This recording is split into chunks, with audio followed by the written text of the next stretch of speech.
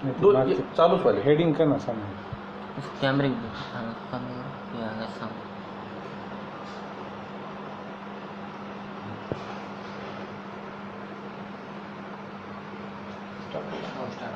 Update देता ना live दे ना नी के ऊपर लाइव दे ना लाइव चालू है चालू है।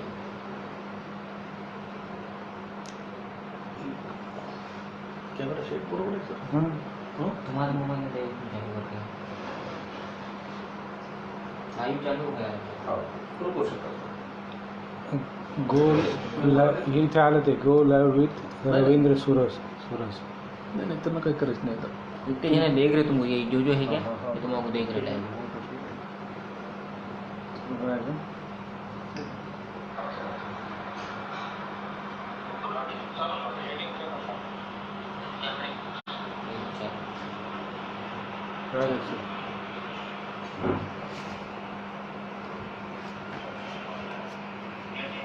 पुरोगामी विचार मंच आयोजित सत्यशोधक अण्णाभाऊ साठे जन्मशताब्दी वर्षानिमित्त आयोजित फेसबुक लाईव्ह व्याख्यानमालेत सर्वप्रथम आपल्या सर्वांचे मनपूर्वक स्वागत करतो. प्रथम सर्व महापुरुषांना अभिवादन करतो. साहित्य सम्राट सत्यशोधक अण्णाभाऊ साठे यांच्या जयंतीनिमित्त सर्वांना शुभेच्छा देतो. पुरोगामी विचार मंच नाशिकचे आमचे मित्र रवींद्रजी तसेच कॉम्रेड विलास कांबळे, ज्ञानेश्वर घाटूळ, सतीश गवारे, रमेश पारवे, आमचे मित्र कॉम्रेड अशोकजी उफाडे व त्यांचे सर्व सहकारी मित्र व संयोजन समितीतील सर्व मान्यवर यांचे प्रथमतः मी आभार व्यक्त करतो. त्यांना धन्यवाद देतो की आज त्यांनी मुस्लिम समाजाच्या शैक्षणिक परिस्थितीबद्दल व सरकारच्या धोरणाबद्दल बोलण्याची मला त्यांनी संधी उपलब्ध करून दिली. त्यासाठी मी त्यांचे मनपूर्वक आभार व्यक्त करतो. आजचा विषय मुस्लिमांची शैक्षणिक परिस्थिती व सरकारचे धोरण हा खरं म्हणजे जिव्हाळ्याचा विषय आहे. या विषयावर मी रहीम खान खैरुल्ला खान सेलू नगर परिषदेचा सदस्य व गौरव सेवाभावी संस्थेचा संस्थापक अध्यक्ष आपल्यासमोर आज आपले मत मांडणार आहे. या विचार मंच यांनी आयोजित केलेल्या फेसबुक लाईव्ह व्याख्यानमालेत आजपर्यंत अनेक विचारवंतांनी आपले मत व्यक्त केले. खरं म्हणजे पुरोगामी विचार मंच नाशिक यांच्या या संयोजन समितीने या व्याख्यानमालेत वंचित पीडित घटकांच्या जवळजवळ सर्वच प्रश्नावर प्रकाश टाकणारे विषय या कार्यक्रमात घेतले. त्याबद्दल मी विशेषतः त्यांना आभार मानतो आणि त्यांना शुभेच्छा देतो. कारण वंचितांचे विषय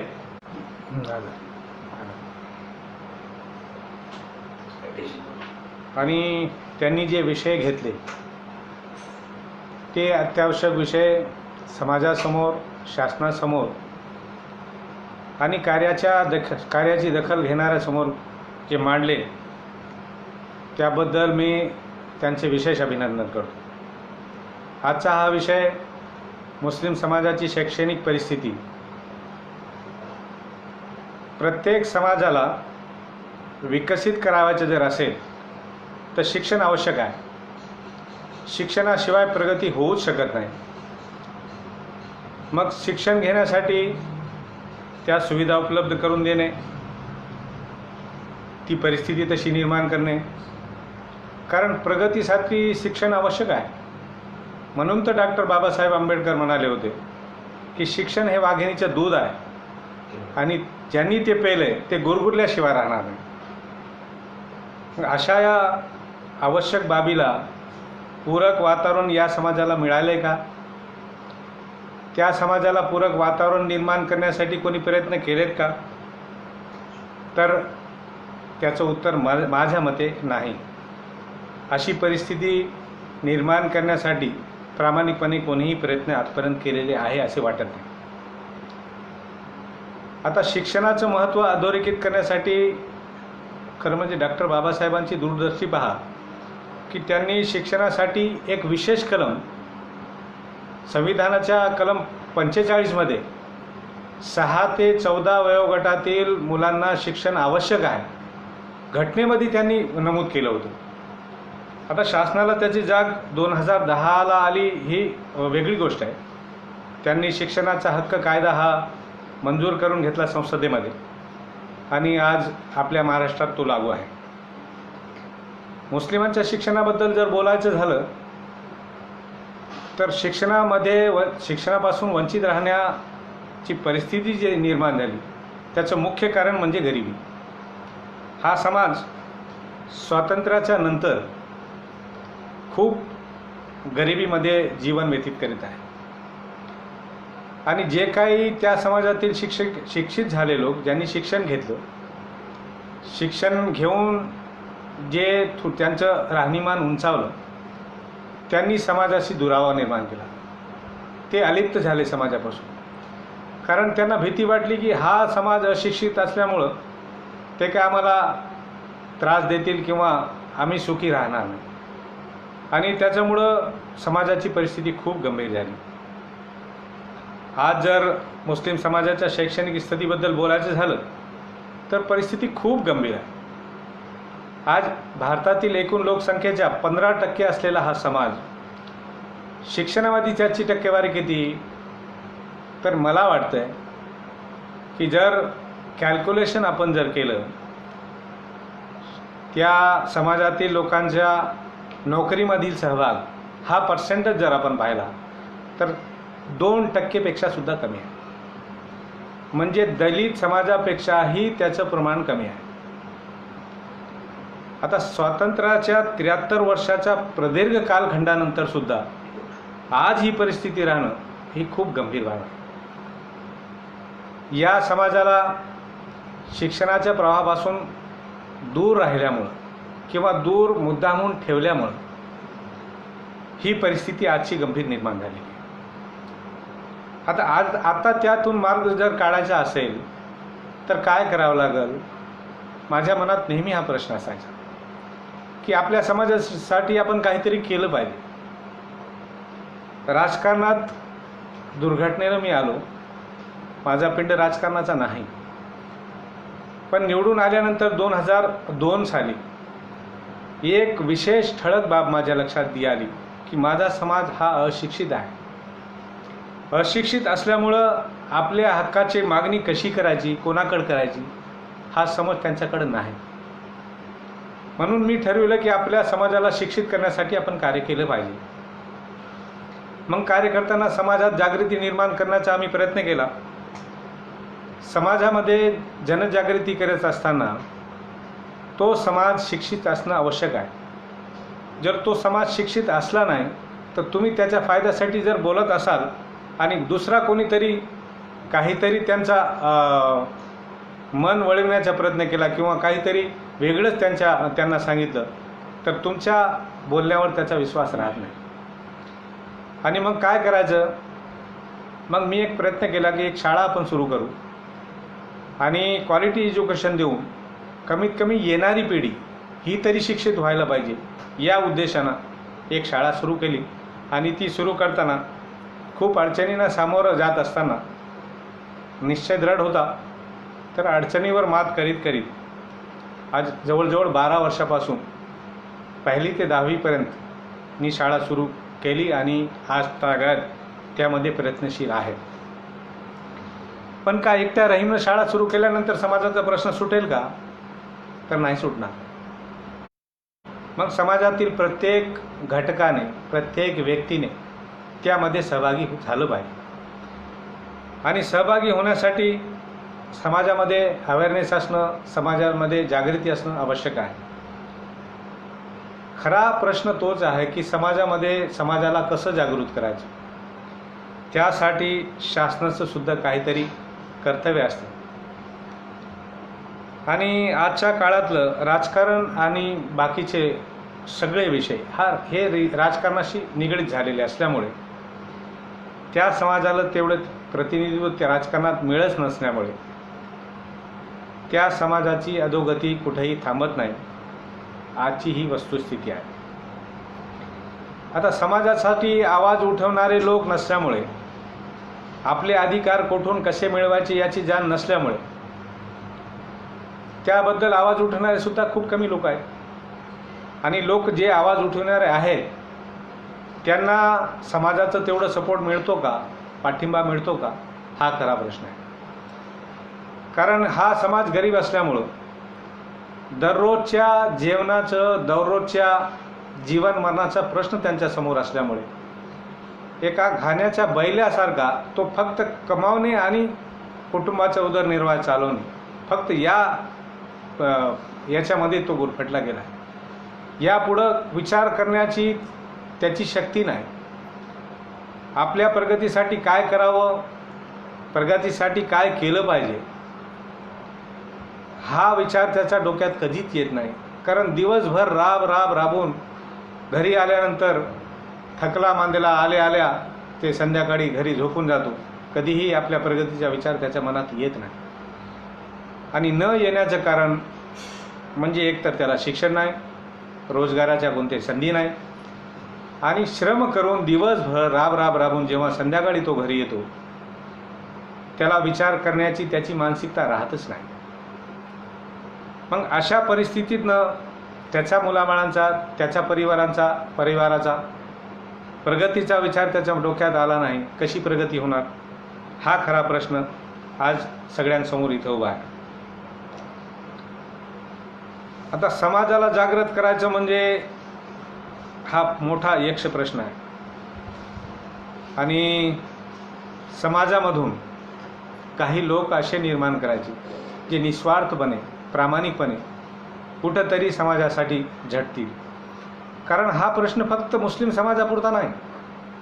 देशाचा जर विकास करायचा असेल तर देशाच्या प्रत्येक घटकाचा विकास होणे आवश्यक आहे. जसं एक शरीर आहे आणि शरीर जेव्हा सदृढ कधी आपल्याला म्हणता येईल की सर्व अवयव त्याचे सदृढ असतील, चांगले काम करीत असतील तर तो शरीर आपण सदृढ म्हणू शकतो. तसंच भारत देशातील सर्व समाजातील लोक हा भारताचा एक अभिन्न अंग आहे. आणि जर मुस्लिम समाज मागास राहिला म्हणजे देश प्रगत झाला असं म्हणता येईल का? तर कोणताही समाज जर मागास राहिला तर आपल्या देशाची प्रगती झाली असं म्हणता येणार नाही. पण त्यासाठी मुस्लिम समाजाला प्रगत करण्यासाठी, त्यांना गरिबीतून पुढं काढण्यासाठी त्यांना उत्पन्नाची व्यवस्था करावी लागेल. हा समाज बौद्धिकदृष्ट्या खूप प्रगत आहे. कारण माझा अनुभव असा आहे की एखादी बाईक, मोटरसायकल कंपनीनं निर्माण केल्यानंतर काही फॉल्ट त्याच्यामध्ये राहिला, माझा अनुभव आहे तो फॉल्ट कंपनीला मिळाला नाही, पण एका रस्त्यावर मोटरसायकल मेकॅनिकचा काम करणारा एक मुलगा तो फॉल्ट दुरुस्त करतो. म्हणजे त्याची बुद्धिमत्ता किती प्रगत आहे, किती चांगली आहे हे आपल्याला याच्यावरून कळते. तर त्याला अवसर मिळाले पाहिजे. उत्पन्नाचे अवसर मिळाल्यानंतर श्रमामध्ये कुठंही कमी नाही. आपण पहा, मुस्लिम समाज हा स्वतः श्रम करून, स्वतः दिवसभर राबून स्वतः आपले प्रपंचाचं सगळं ज्या काही त्याला सुविधा उपलब्ध करून देण्याचं ते स्वतःवर करतो. तो शासनावर डिपेंड नाही, निर्भर नाही, तो दुसऱ्या कोणावर निर्भर नाही. मग अशा समाजाला प्रगत करण्यासाठी शासनानं प्रयत्न करणं आवश्यक आहे. आता साक्षरता अभियान चालविताना समाजाला प्रगत करण्यासाठी शासनानं काही धोरण, काही योजना आखल्या आहेत. परंतु शासन स्तरावरून त्या योजनांची अंमलबजावणी त्या वंचित माणसापर्यंत होते का? तर माझ्या मते ते होत नाही. कारण तो अधिकाऱ्याचा हलगर्जीपणा असेल, जाणून बुजून त्या योजना वंचित त्या घटकापर्यंत पोहोचण्याचा त्यांचा अप्रामाणिक प्रयत्न असेल, त्याला कारणं काही असू शकतील. पण ते कारणं शोधून शासनाच्या योजना त्या घटकापर्यंत पोहोचण्याची आज खरी आवश्यकता आहे. आता स्लम एरिया असेल किंवा शाळा चालवित असल्यामुळे आणि शिक्षण क्षेत्राशी निगडीत असल्यामुळे मी स्वतः अनुभव घेतला की स्लम एरियामध्ये सुद्धा खूप मोठ्या चांगल्या बुद्धिमत्ता असलेले विद्यार्थी आहेत. मला शिक्षणाची आवड असल्यामुळे मी वर्गात जाऊन विद्यार्थ्यांशी संवाद साधत असतो. मी एकदा एक प्रयत्न केला की त्यांची बुद्धिमत्ता आपण एक चाचपणी करू, कशी आहे, त्यांना काय कळतं. तर एक मजूर काम करणाऱ्या विद्यार्थ्याला मी त्याचं नाव विचारलं आणि त्याला सांगितलं की कशासाठी शाळेत येतो. तर तो म्हणला, मला शाळेत येऊन शिक्षण घेऊन मला मोठं व्हायचं आहे. कशामुळं मोठं व्हायचं आहे? तो म्हणला, माझे वडील मजूर आहे आणि मजुरी करताना कोणी त्यांना खूप रागावतं आहे, छोट्या छोट्या कारणानं त्यांना शिव्या घालतो आहे. तर मला खूप वाईट वाटतं आहे आणि ती परिस्थिती मला पाहावत नाही आणि मग तशा परिस्थितीत मी जगणं मला पटत नाही. मग मला कुठंतरी शिक्षण घेऊन मोठं व्हायचं म्हणजे मी त्याला विचारलं की तुला काय व्हायचे? तो मला रेल्वेचा इंजिनियर व्हायचा. मी त्याला प्रश्न केला की रेल्वेचा कुठं इंजिनियर असतो का रे? रेल्वेचे तर ड्रायव्हर असतोय, रेल्वेचे चालक असते, गार्ड असतो. तो मला, नाही सर, रेल्वेचे इंजिनियरसुद्धा असते. मी मुद्दामून प्रश्न विचारला, मला चाचपणी करायची होती. तर एक मजुराचा मुलगा त्याची बुद्धिमत्ता इतकी पुढं गेलेली असती तर त्याला खऱ्या अर्थानं जर ते वातावरण मिळालं, कारण स्लम एरिया आहे, वातावरण नाही, अभ्यास करण्यासाठी तो परिसर त्याला नाही. अभ्यास करताना त्याच्या घरी लाईट नाही, संध्याकाळी लाईट जरी असली संध्याकाळी कारण वडील आणि आई अशिक्षित असल्यामुळे, पॅरेंट्स अशिक्षित असल्यामुळे शिक्षणाचं महत्त्व त्यांना कळत नाही. मग अभ्यासासाठी पूरक वातावरण त्याच्या मुलाला तो देतो का? देत नाही आणि पुढं कुठंतरी त्याची प्रगती थांबते. प्राथमिक ॲडमिशन जर 100 विद्यार्थ्याचं, मुस्लिम समाजातलं जर प्राथमिक शिक्षण घेण्यासाठी 100 विद्यार्थ्यांनी जर ॲडमिशन घेतलं तर माझ्या मते प्राथमिक शिक्षण पूर्ण होस तर 40 विद्यार्थी हे हायर सेकंडरीमध्ये प्रवेश घेतात. म्हणजे 60% गळती त्याच्यामध्ये आहे. 100 विद्यार्थी पहिल्या वर्गात दाखल झाले, 8व्या वर्गात दाखल होताना फक्त 40 विद्यार्थी ॲडमिशन घेतात किंवा 8वीमध्ये दाखल होतात आणि 10वी नंतर 11वी 12वीमध्ये त्याचं प्रमाण खूप कमी होतं. 10% विद्यार्थी ते परिस्थितीनुसार असेल, फेल झालेले असतील, नापास झालेले असतील, काहीतरी कारण असेल आणि फक्त 10च विद्यार्थी माझ्या मते 11वी 12वीला प्रवेश घेतात आणि ग्रॅज्युएट किंवा पोस्ट ग्रॅज्युएट झालेल्याची संख्या माझ्या मते 2 ते 3% फक्त आहे. आणि जे ग्रॅज्युएशन झाले त्यांनासुद्धा मी खूप निराश पाहिलेलं आहे. ग्रॅज्युएशन आणि पोस्ट ग्रॅज्युएशन झाल्यानंतर त्यांना नोकरी मिळत नाही आणि एज्युकेटेड झाल्यामुळं दुसरं काम करण्याची त्याची मानसिकता नसते. मग अशा परिस्थितीत समाजाचा जो दृष्टिकोन असतो की शिकून काय होणार आहे, पहा ना त्या फलाण्याचा मुलगा शिकल्यानंतर काय झालं आहे, तो तर बेकार फिरतो. तर ही परिस्थिती दिवसेंदिवस बिकट होत गेली आणि त्यामुळं शिक्षण घेणाऱ्यांची संख्या किंवा शिक्षणात गळतीचे प्रमाण हे वाढलेलं आहे. आता गळतीचे प्रमाण कमी करण्यासाठी शासनानं काय धोरण आखायचे? मला वाटतं की धोरण आखणारे हे AC बसून, ऑफिसमध्ये बसून ते धोरण आखणी करतात आणि ते धोरण त्या समाजाला लागू होईल याची खूप कमी शक्यता असते. तर माझ्या मते शासनानं ते एकसुद्धा धोरण ठरविताना जमिनीवरच्या कार्यकर्त्यांना विश्वासात घ्यावं किंवा जमिनीवर येऊन काय प्रमुख धोरण त्या तिथं आखता येईल यासाठी सुद्धा शासनानं प्रयत्न केले पाहिजे, जेणेकरून या समाजातील शैक्षणिक पर्सेंटेज वाढेल आणि कुठंतरी हा समाज प्रगत होईल आणि हा समाज जर प्रगत झाला तर देशाची प्रगती होईल, यात कोणताही वाद नाही. आता शिक्षण घेऊन नोकरीमध्ये गेलेल्यांची संख्या किती? तर ती सुद्धा 2%पेक्षा जास्त नाही. शहरी भागातील हा समाज, कारण नोकर वर्गाचा मुलगा असल्यामुळे किंवा त्याचे वडील नोकरी करत असल्यामुळे शिक्षणाकडे त्यांचं लक्ष असतं आणि क्वालिटी एज्युकेशन देण्यासाठी तो प्रयत्न करते. त्याच्यावर खर्च करण्या ते सक्षम असल्यामुळे कुठंतरी शहरी भागातील विद्यार्थी हे शैक्षणिक फील्डमध्ये जातात, चांगलं शिक्षण ते घेतात. पण शिक्षण घेऊन आपल्या समाजासाठी काहीतरी करायचं हा दृष्टिकोन त्याच्यासमोर कधीच आला नाही. मग हे सगळं करत असताना समाजाला शिक्षणामध्ये मुख्य प्रवाहात आणायचं तर फक्त माझ्यामध्ये मुस्लिम समाजाचे प्रयत्न खूप तोकडे पडत असल्यामुळे सर्व समाजातील जे सामाजिक कार्यकर्ते असतील, सामाजिक दृष्टी असणारे लोक असतील, सिव्हिल सर्व्हिसेसमधील लोक असतील, त्यांनी पुढाकार घेणं आवश्यक आहे.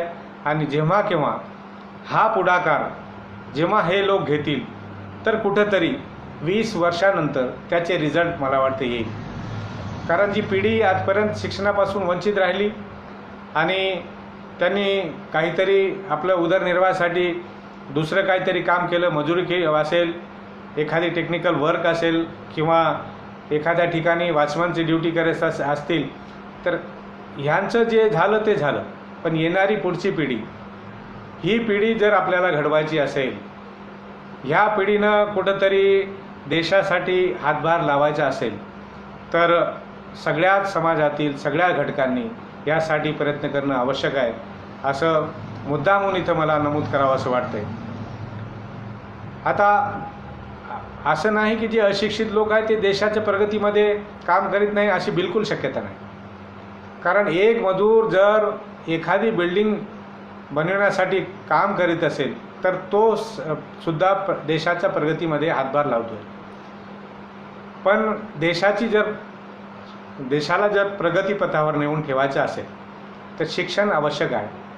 एक छोट्याच्या देशाबद्दल मी कुठंतरी वाचलं होतं की तो देश, त्याची अर्थव्यवस्था कोलमडली होती आणि अर्थव्यवस्थेला रुळावर आणण्यासाठी त्या ठिकाणाच्या राजकीय लोकांनी जेव्हा बसून विचारमंथन केलं, त्यांचं एक लक्षात आलं की देशाची जर प्रगती करायची असेल, देशाचा ग्रोथ रेट जर वाढवायचा असेल तर शिक्षण खूप आवश्यक आहे. आणि त्यांनी सर्वांनी मिळून एकच धोरण ठरविलं की जास्तीत जास्त बजेट आपल्याला शिक्षणावर कसा देता येईल. आणि आज 7-8 वर्षानंतर आज हा छोटासा देश आज प्रगतीपथावर गेला. त्याचं मूळ कारण, एकमेव कारण होतं की त्यांनी शिक्षणावर फोकस केलं आणि प्रत्येक घटकातील, प्रत्येक समाजातील, प्रत्येक मुलांना, नागरिकाला कशा पद्धतीनं चांगलं आणि क्वालिटी शिक्षण देता येईल त्यासाठी त्यांनी प्रयत्न केले आणि त्या प्रयत्नातून त्यांनी आपली प्रगती साध्य केली. आता शासनाच्या बऱ्याच योजना मुस्लिम समाजासाठी शासनानं लागू केल्या असं शासनाचं म्हणणं आहे. शिक्षण क्षेत्राशी निगडीत असल्यामुळं त्याबद्दल थोडीफार माहिती मला सुद्धा आहे. शासनानं एक योजना आखली की मुस्लिम समाजातील गळतीचे प्रमाण रोखण्यासाठी आपण त्यांना एक शिष्यवृत्ती देऊ. वर्षाला 1,000 रुपये 1ली ते 10वीपर्यंतच्या मुलांना शासन देते. वर्षाला 1,000 रुपये. मग शासनानं काय ठरवलं की त्या मुलाच्या डायरेक्ट खात्यात आपण पैसे देऊ.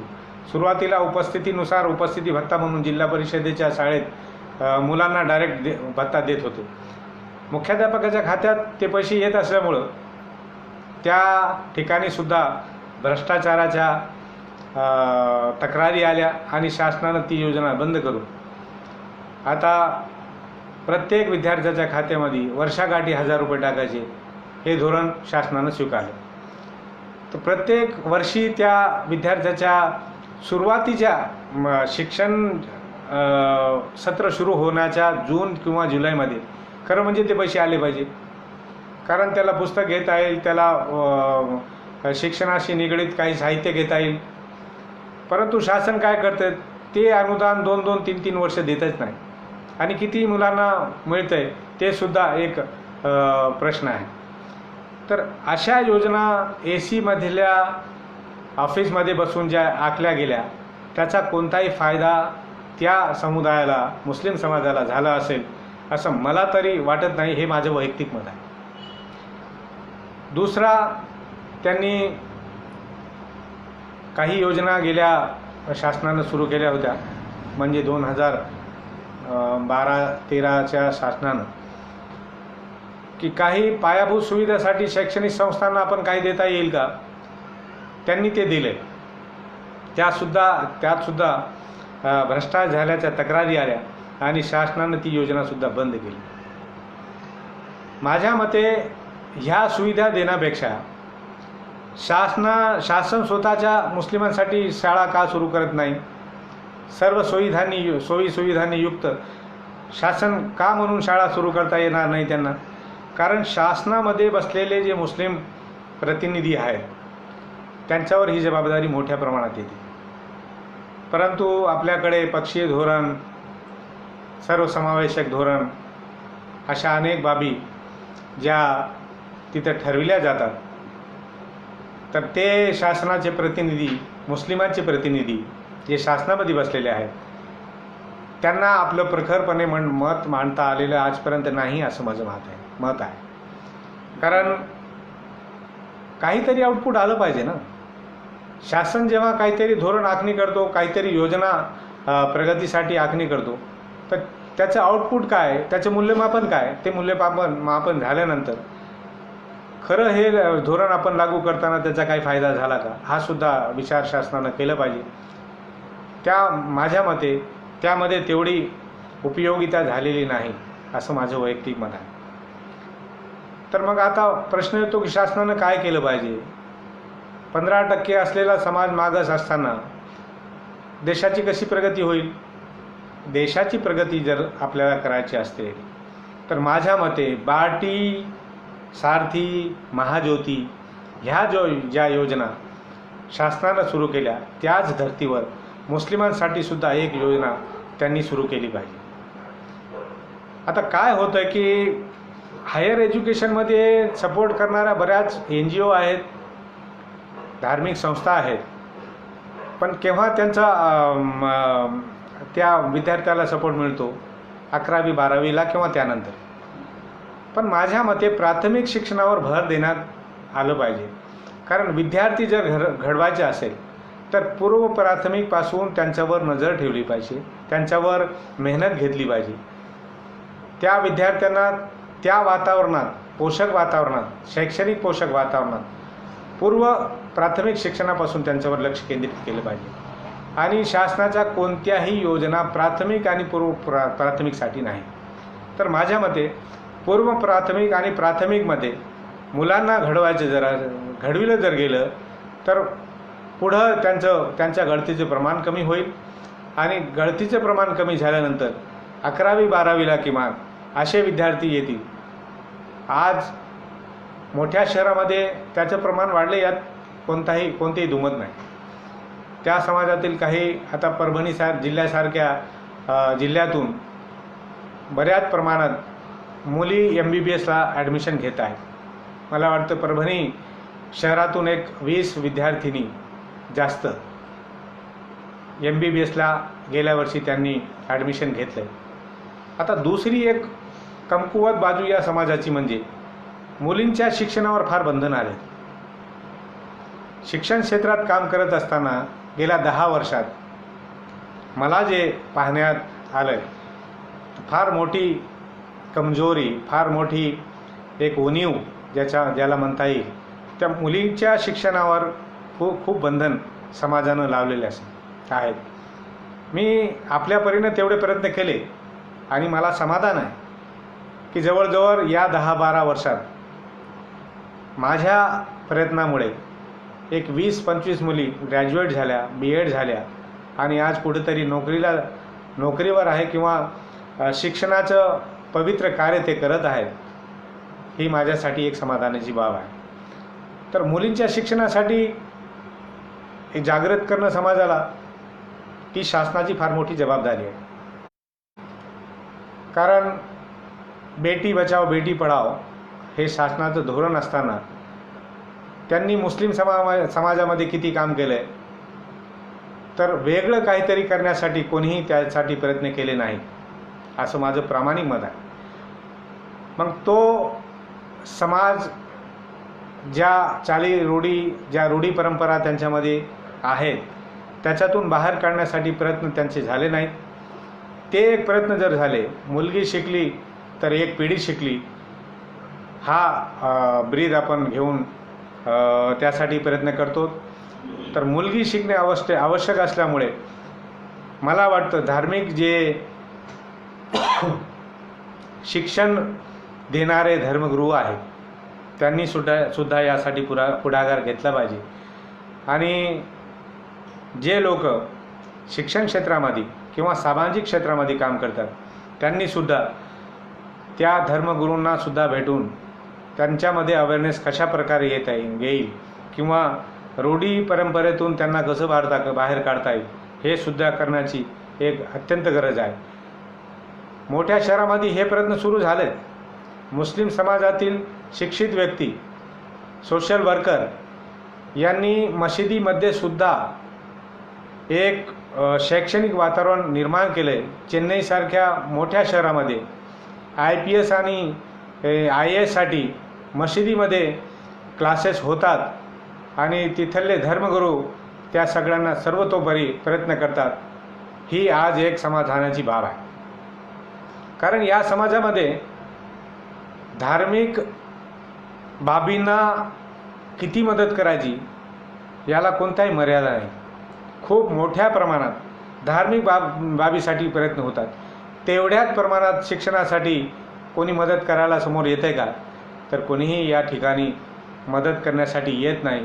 शाळेकडे पाहण्याचा त्यांचा दृष्टिकोनच वेगळा आहे. कारण या दोष त्यांचा नाही, कारण जेवढे समाजसुधारकांनी शैक्षणिक संस्था निर्माण केल्या, प्रामाणिकपणे त्या संस्थेमध्ये त्यांनी काम केलं असं नाही. माझं तर असं वैयक्तिक मत आहे, त्यामध्ये दुमत असू शकते, की जास्त प्रमाणात शैक्षणिक संस्था ज्यांनी निर्माण केल्या त्यांनी समाज दृष्टिकोन समोर न ठेवता स्वहित आणि स्वतःची प्रगती हाच धोरण एकमेव त्यांनी समोर ठेवल्यामुळं कदाचित समाजाचा पाहण्याचा दृष्टिकोन त्याच्यामध्ये बदलला असेल. हाही एक प्रश्न समोर आपल्या येतोय. तर या प्रमाणात त्यांनी काम करताना बार्टी सारथी महाज्योतीच्या धर्तीवर त्यांनी काही संस्था उभारल्या पाहिजेत. प्राथमिक शिक्षणाला महत्त्व देताना जसे आदिवासी आश्रमशाळा असतील किंवा अनुसूचित जाती जमातीसाठी आदिवासी त्या आश्रमशाळा असतील, त्या बेसवर त्या धर्तीवर मुस्लिम समाजासाठी शासनाद्वारे काय चालविणं होत नाही, त्यांनी त्या आश्रमशाळा निर्माण केल्या पाहिजे. कारण त्यांना जे शैक्षणिक वातावरण मिळेल, 24 तास शैक्षणिक वातावरणात राहिल्यामुळं त्यांची प्रगती होईल, त्यांची बुद्धिमत्ता ही वाढेल आणि चांगल्या प्रकारचं प्राथमिक शिक्षण त्यांना त्या ठिकाणी मिळेल. त्यामुळे कुठेतरी शासनाला ही माझी विनंती राहील की आश्रमशाळाच्या धर्तीवर आदिवासी किंवा अनुसूचित जाती जमातीच्या आश्रमशाळाच्या बेसिसवर मुस्लिम समाजासाठी सुद्धा त्यांनी आश्रमशाळा निर्माण करण्याची अत्यंत आवश्यकता आहे. आणि कुठंतरी हा समाज प्रमुख प्रवाहात आणण्यासाठी ही अत्यंत आवश्यक बाब आहे असं मला वाटतं.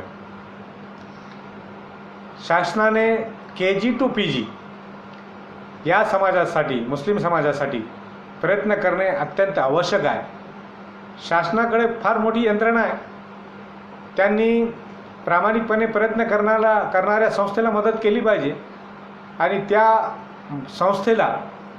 संस्थेच्या माध्यमातून मुस्लिम समाजाचा बॅकलॉग कुठेतरी भरून काढता येईल का ह्यासाठी शासनानं मदत केली पाहिजे अशी मी या विचारमंचच्या माध्यमातून शासनाला कळकळीची विनंती करतो की हा समाज हा आपल्या देशाचा प्रमुख घटक असल्यामुळे, कारण 15% समाज घटक या ठिकाणी असल्यामुळं त्याची प्रगती आपल्या देशाच्या प्रगतीसाठी अत्यावश्यक आहे.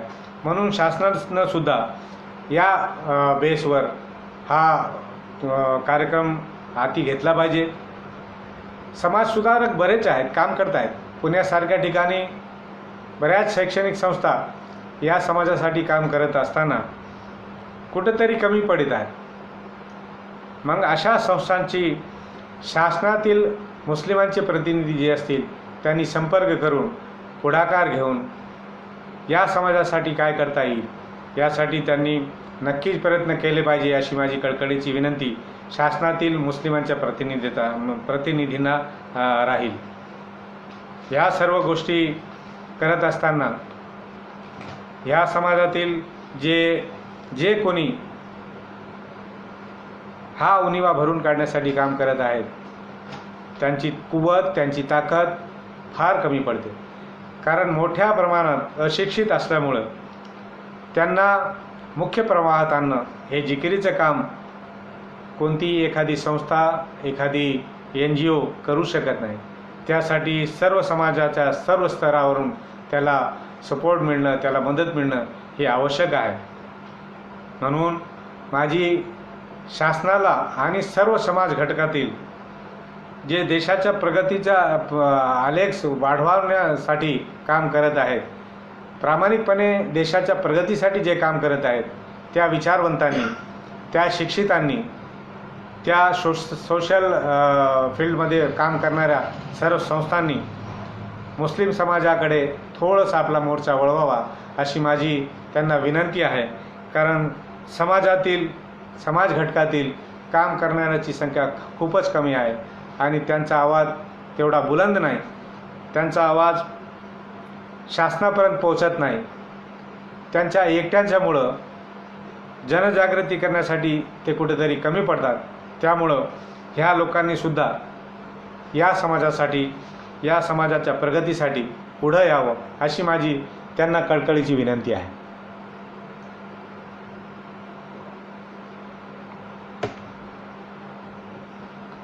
आपण सर्वजण मिळून आणि शासनाचा सहभाग त्यामध्ये असेल तर मला वाटत नाही की हे काम फार अवघड आहे. तेवढंच अवघड नाही, परंतु सामूहिक प्रयत्न केल्यानंतर, सामूहिक प्रयत्नाशिवाय आपण त्या ठिकाणी काहीच करू शकत नाही किंवा पाहिजे तेवढे आउटपुट आपल्याला मिळत नसल्यामुळे सर्वांनी या ठिकाणी प्रयत्न करणं अत्यंत आवश्यक आहे. कारण स्वातंत्र्याच्या 73 वर्षानंतरसुद्धा या समाजाची पाहिजे तेवढी प्रगती झालेली नाही. मोठ्या शहराला जर सोडून आपण लहान शहरात, तालुक्याच्या ठिकाणी जर आपण आलो तर खूप मोठ्या प्रमाणात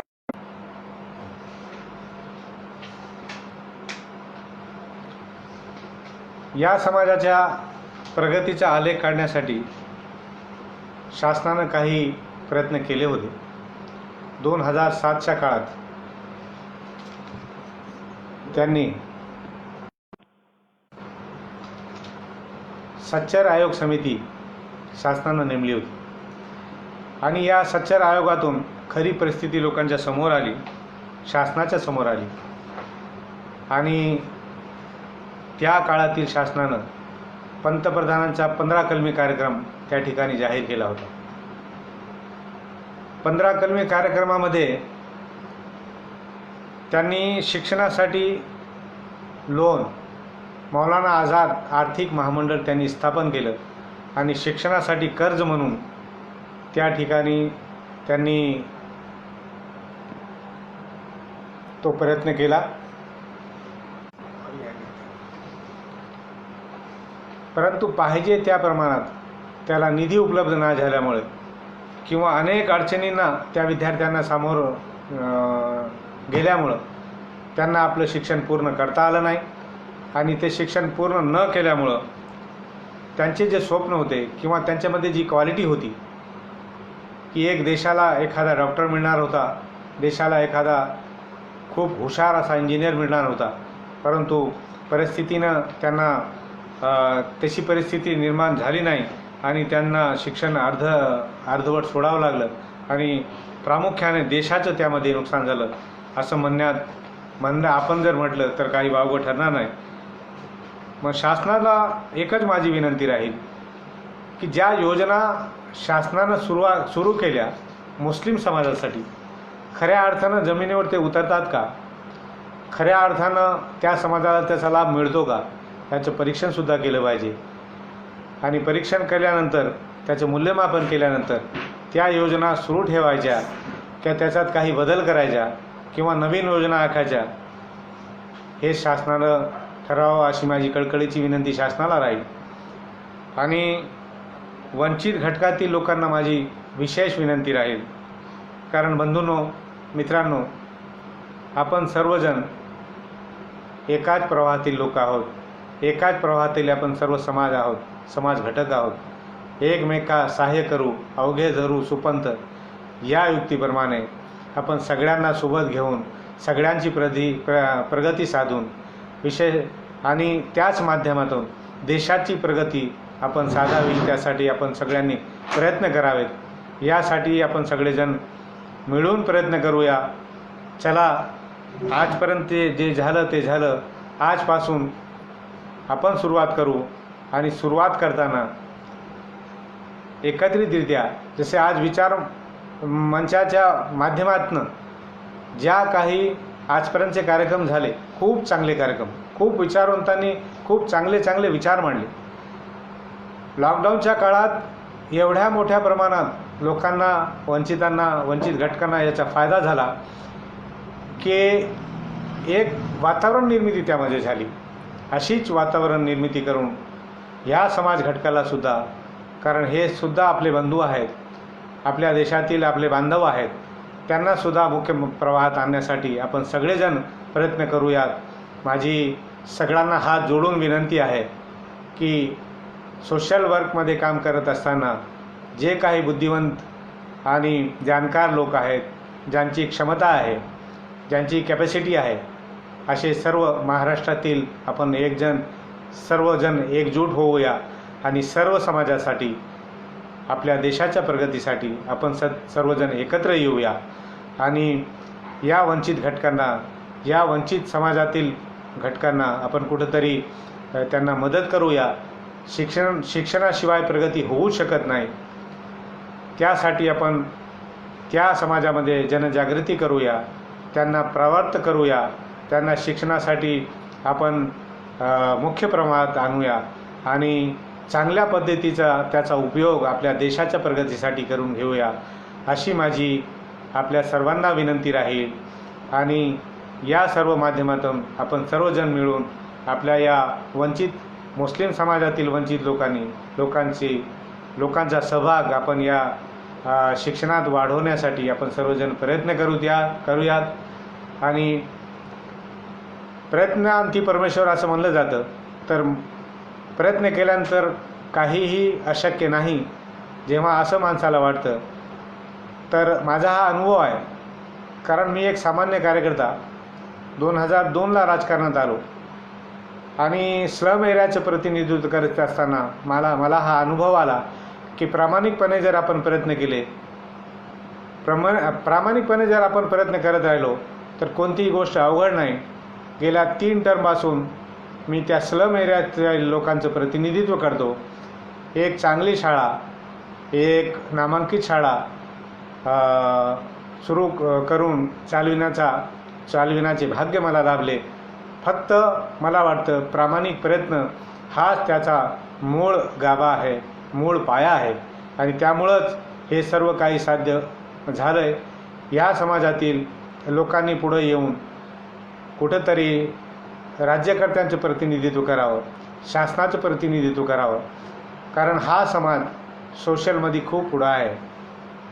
कारण धार्मिक बाब असू द्या, लोकांच्या काही कष्ट असेल किंवा एखादा माणूस कुठंतरी संकटात सापडला असेल, पुढं येण्यासाठी हा समाज नेहमीच पुढं असतो.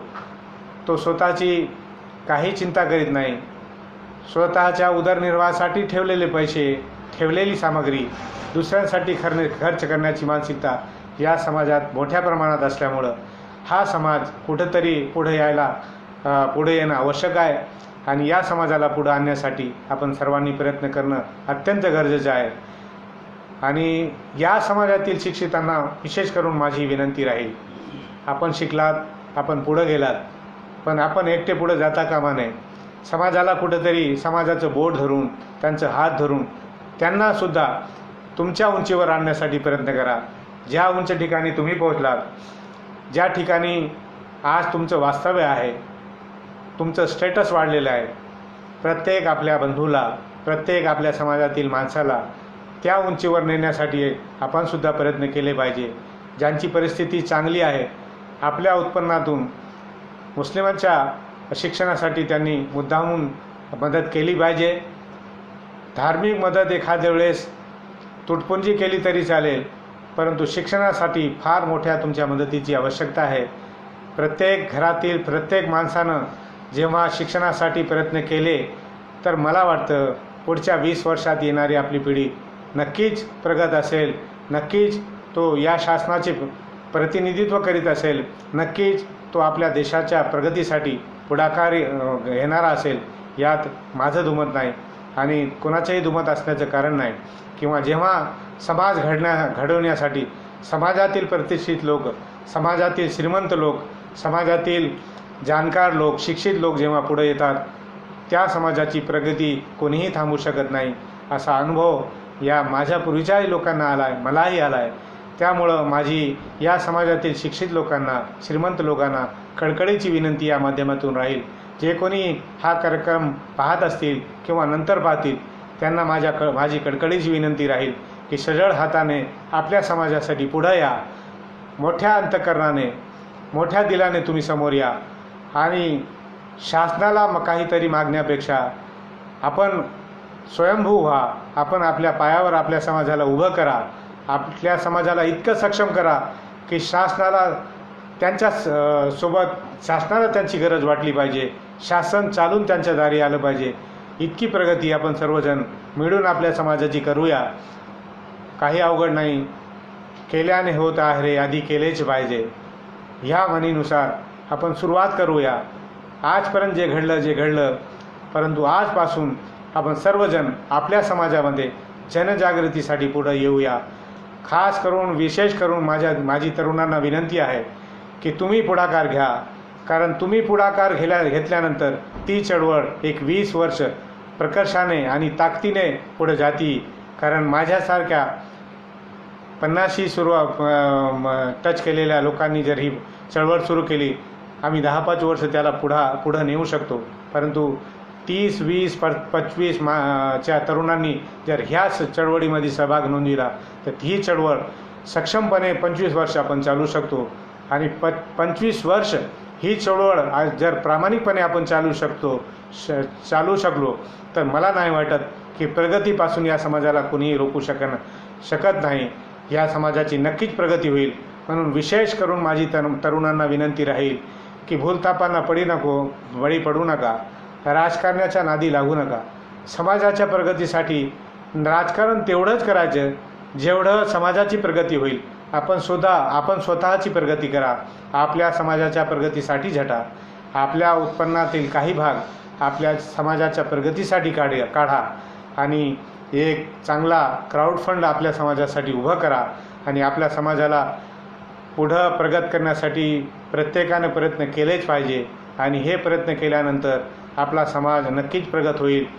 आणि समाज प्रगत झाल्यानंतर आपल्या अस्तित्वासाठी झटण्याची आपल्याला गरज पडणार नाही. कोणतंही शासन, कोणत्याही मानसिकतेतनं आलेलं शासन तुम्हाला दुखवू शकणार नाही, तुम्हाला दुखवून शासन करू शकणार नाही. ही माझी माझं मत आहे की तुम्ही जेव्हा सक्षम होताल तर कोणाची मजाल नाही तुमच्याकडे डोळे उगारून पाहण्याची आणि कोणीही तुम्हाला त्रास देण्याची मानसिकतेत राहणार नाही. ती कोणतीही संघटना असू दे, ते कोणताही जातीवादी पक्ष असू दे, तो कोणीही असू दे, तुम्हाला दुखवण्याचं प्रयत्न कोणी करणार नाही. तेवढी हिंमत त्या शासनामध्ये असणार नाही. फक्त आम्ही सक्षम झाले पाहिजे. आम्ही सक्षम झाल्याशिवाय दुसऱ्याला दोष देऊन काही उपयोग त्याच्यामध्ये होणार नाही.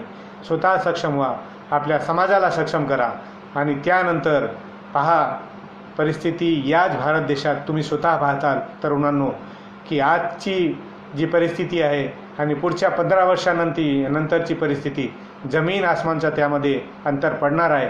तुम्ही स्वतः हा अनुभव घ्या. पण प्रामाणिक प्रयत्न करणं अत्यंत आवश्यक आहे. प्रामाणिक प्रयत्न केल्याशिवाय प्रगती साध्य होणार नाही आणि त्या केल्याशिवाय आपले प्रयत्न साध्य होणार नाही. कारण त्यागाशिवाय कोणतीही प्रगती होत नाही. त्यागाशिवाय क्रांती होत नाही. आपल्या पूर्वजांनी स्वतःच्या जीवनाचा त्याग केला म्हणून आपल्याला स्वातंत्र्य मिळालं. तेवढ्या मोठ्या प्रमाणात त्याग करण्याची आज आवश्यकता नाही. फक्त आपल्या उत्पन्नातील काही हिस्सा, काही वाटा प्रामाणिकपणे आपण आपल्या समाजाच्या प्रगतीसाठी जर केला, आपल्या समाजाच्या शिक्षणासाठी जर केला, तर येणारी पिढी नक्कीच खूप मोठ्या प्रमाणात प्रगत होईल. आणि हा समाज एकेकाळी जो राज्यकर्ता होता, आज त्याला शासनापुढं हात पसरवायची आज वेळ आलेली आहे. ती का म्हणून आली ह्याचासुद्धा आपण विचार केला पाहिजे. जो समाज राज्यकर्ता होता तो राज्यकर्ता समाज आज भीक मागण्यासाठी कशामुळे झाला, हा विचार आपण तरुणांनी सर्वांनी करायला पाहिजे आणि त्यातून मार्ग काढला पाहिजे. एकच मार्ग आहे, शिक्षण शिक्षण शिक्षण. शिक्षणाशिवाय कोणतंही काम आपण करू शकणार नाही. एवढंच आज या निमित्तानं मी आपल्यासमोर आपलं मत मांडलं. मी विचार मंचच्या सर्व सहकाऱ्यांचा मी मनपूर्वक आभार, अंतःकरणातून त्यांचा आभार व्यक्त करतो आणि त्यांनी दिलेल्या संधीबद्दल मी त्यांचे आभार व्यक्त करतो. माझा आभार त्यांनी स्वीकारावा. धन्यवाद.